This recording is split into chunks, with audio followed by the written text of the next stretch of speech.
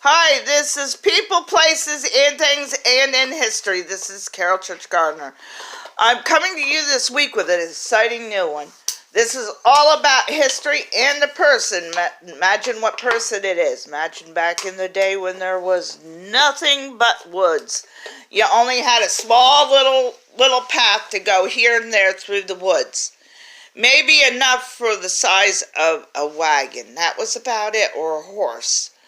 Back in the day, I'm talking about, and we only used lanterns or candles. This was back in the 1600s.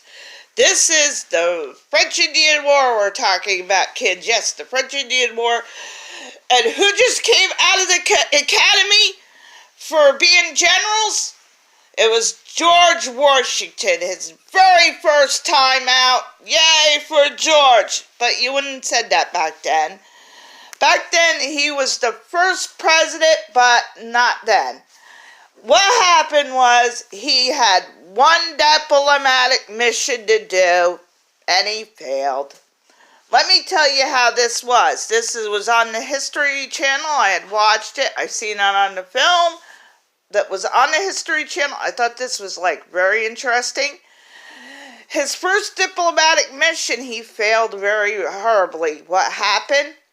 He went with a guide. He had Indian guides, and back then the Indians and had to pick who they wanted to go with. You either went with the British or you went with the French.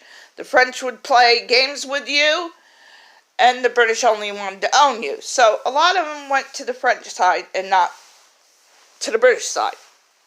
So the ones that went to the British side, he had a diplomatic mission to get George Washington through and getting to this point to meet the French guy to make an actual treaty. The treaty had failed because when he got there, his scout went and killed him. Yes, he killed the guy he was supposed to make the treaty with. So George Washington had no idea that this Indian had a thing for this guy. He found out that this French guy had killed one of his relatives during battle. So he had a vendetta against this guy. So when he got there to do the treaty, the guy knew who he was. He wanted him dead, so he killed him. So what happened was George Washington almost got hung for treaty after he got back. He only explained what happened. It barely got through with the seat of his britches, and George Washington was not really a favorite one of all of the commanders. The second one he had out of the academy. Yes, out of the academy. Straight out of the academy was that first mission. The second mission was he had to build a fort. So they didn't have very many generals back then, so they had to pick him again. Yes, he had another successful failure. I'll tell you how. What he actually did was he went into the woods and he had to make this fort wherever they told him. Well, instead of picking back then, you would pick a hill. He picked down in the valley. So the reason why you pick a hill, guys, is you could see far off and you could clear and you could see way past your fort. Well, by the time the Indians attacked and the French attacked, he had not even a couple of feet away from the fort. I would say about 10-15 feet. That ain't very much to see. The guys picked him off clean, and he almost lost all of his people in there. Then did George Washington start to grow up. That was two excellent failures that actually happened. He got reprimanded for it, but when he got a little older, he got married to Martha.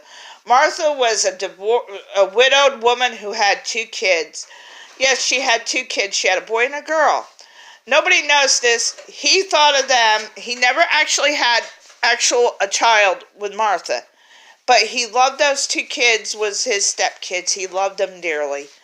Nobody knows this. During the Revolutionary War, he actually had his daughter, Martha's daughter, die in his arms when she had an epileptic seizure. He was never right then.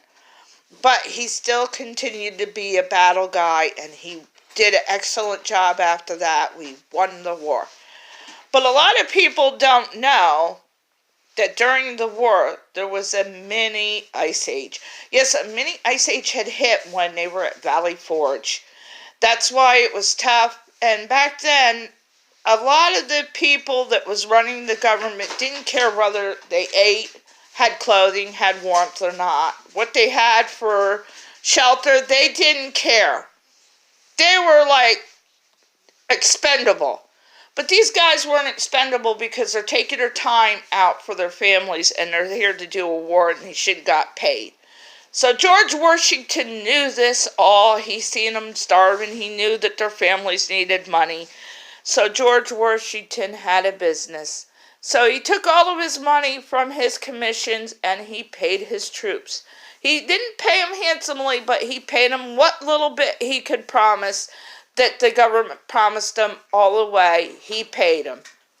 So anyway, when they got paid, he would give them all the money to feed their hungry kids and to keep them warm. Well, no, that's why they had barely any clothes on, guys. After he seen this and they had sickness and all that, he wanted to pull the troops up and out of poverty. So that's what he did. He took his own business, his own money, and he paid his troops. Yes, his troops. He might have helped pay other troops, but he made sure his troops was paid. We got to give him a thumbs up for this because, very little does anybody know that the other person does not care for you, and they don't want to play well with others, so they don't want to give their money like well with others. Well, this is what happened to him. So anyway, while he was at Valley Forge, he had to go across and try to get Manhattan. They traveled all day and all night and all day. For a couple of days, they traveled through darkness. They didn't have nothing guiding them. They tried every little bit. And yes, when George Washington crossed the Delaware, nobody knows this. The history books did not tell us, but I'm excited to tell you, he traveled through the darkness.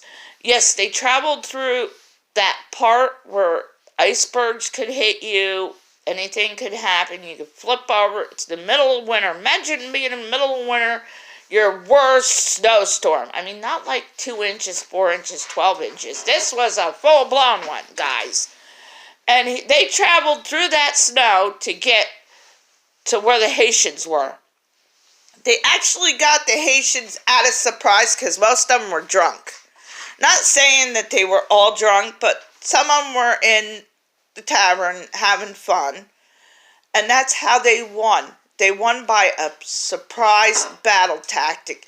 Yes, you got to give one to George Washington for being there, being at night, and being that smart, and taking all those other little tactics that he had failed on when he was younger. He had finally won one for the United States, guys. He didn't care. He wanted his troops safe and sound for their families. So then later on, he ended up having several battles. He had actually won because of his smartness and his tactical ways, like the darkness that he did that day.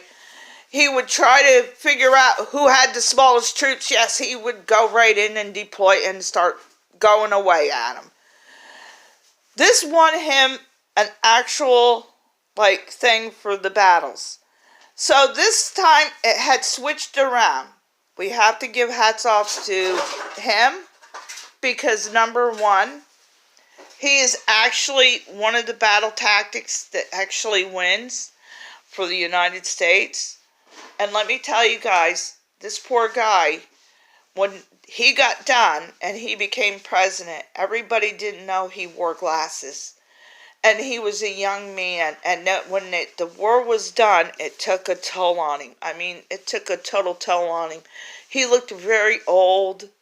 He didn't look like himself, they reported. He looked very, very, not fragile, but he looked very old. Nobody knows this. He really died in poverty because after that, paying all of his troops, when the merchants over in England would pay him, when he'd pay for the stocks that he needed to pay the troops, they would bring broken things back, or things that was missing, or whatever. They really screwed him over. And to hear all this, it was pretty sad, because he was our president of the United States. He was the number one one. They really didn't let us know in school that this guy had such a hardship, and a love for America, and love to be free.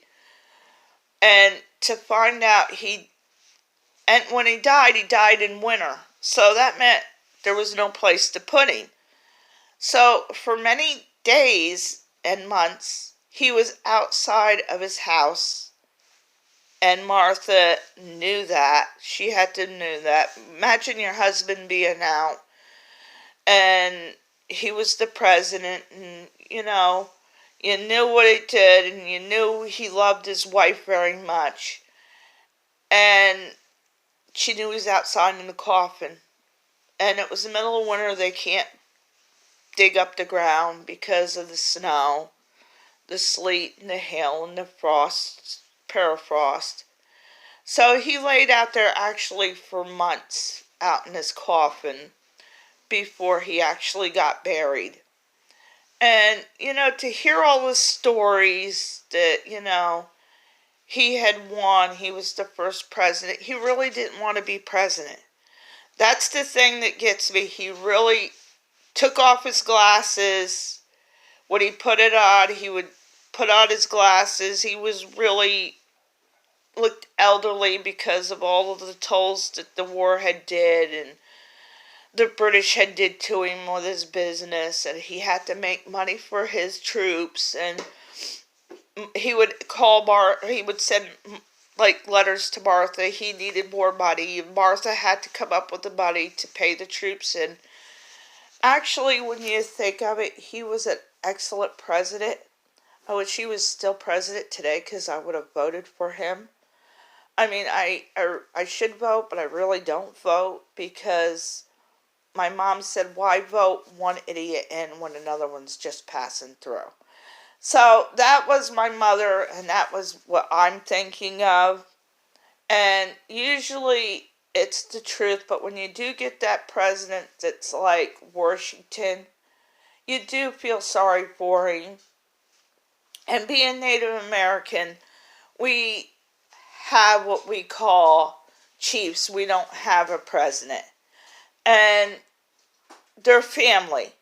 And no matter what, this guy was our family, and I wished I really could have did more been there for him.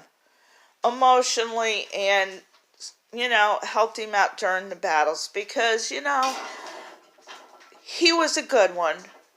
And now when a President's Day comes, I'm more happier that he was one of the presidents that I could relate to.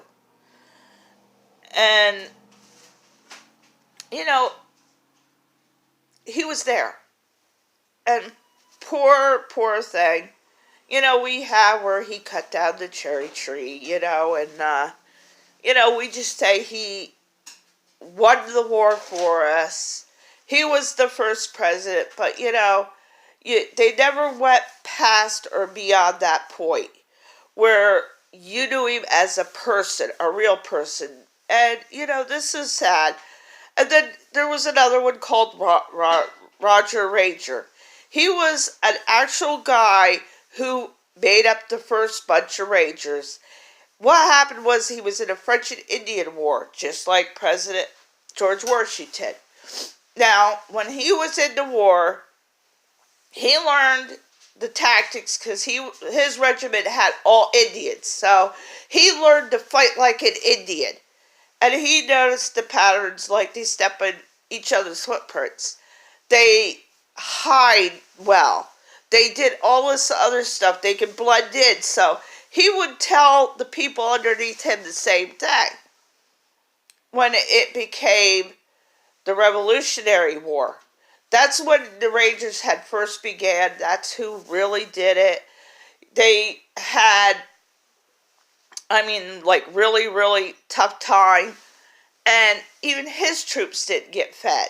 His troops was really needed the money, and nobody was getting paid, nobody was getting food, nobody was doing nothing, to these two poor men. This one ended up penniless and broke, and he ended up actually having to go where he was fighting against. He had to go back to Europe to pay his bills, his debt collectors. But the thing of it is, this guy was rich. And he met a widow, just like George Washington. He married her, she had kids. And while he was to war, I think it was if I remember right, the story went, his wife had died. Some of the kids died after many years being in the Revolutionary War, because it went on for quite a while. They got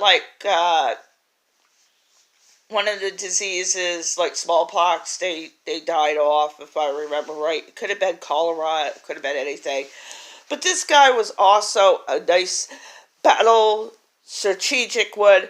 He actually helped win the war against the British. That is the awesome thing. The way his tactic was, they had to go uproot. Now, we only had 13 colonies, guys, and he had to go from Pennsylvania to New York, and he had to go up. And just imagine, you didn't have no canoes, you didn't have nothing, you couldn't take nothing out because these people could see you. So he sent two guys out to see why their food was held up and why their supplies was held up. By the time the guys got to this faraway fort upstate New York, they came back and they were so starved they found somebody gone and they had to do cannibalism, which was sad.